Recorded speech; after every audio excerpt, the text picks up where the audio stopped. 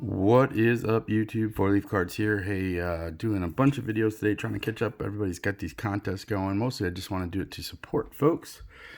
But the first one I'm going to do is for the Essential Credentials. I've got a 300, Matt's got a 300, excuse me, subscriber contest going. And that's what your favorite episode is, and your favorite 90s base card. So there's a bunch of good videos in there. If you're not subscribed to the Essential Credentials, pretty good video, really informative, all 90s stuff, lots of shine.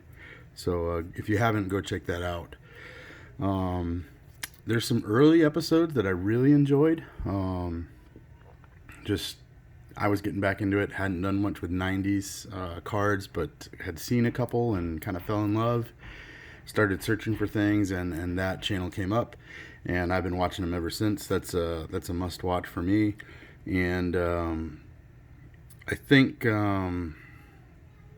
this is probably my favorite video. Is kind of like the last one. I think it was episode 24, where a bunch of guys were in, Tan Man and Nate, Tops 85 401, and Greg and Alan and Matt, and they were basically having a playoff to pick the favorite base card. And the funny part about that is that I watched about I don't know, a good solid half of it or more, maybe 3/4 of it live, and just didn't finish it. And it's on my things to finish. And I went and rummaged through my cards and picked out a winner, and lo and behold, my favorite 90s base card was their favorite 90s baseball card. And it wasn't a unanimous vote, interestingly enough, but these cards, I think Nate said it best: whenever I see these and it's a player that I PC, I pick it up. I don't know why. I've probably got about 8 of these. Why I need 8, I don't know, but there's something about this card. And without drawing it out any longer, this is it.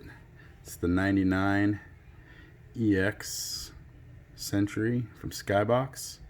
And what I like about this card, number one, I guess the biggest part is that there's a lot of things going on. I mean, it just looks good, number 2, I guess, but there's a lot of things going on in this card that's very interesting. They came 3 in a pack. I think MSRP was like $6 back then for a pack of 3.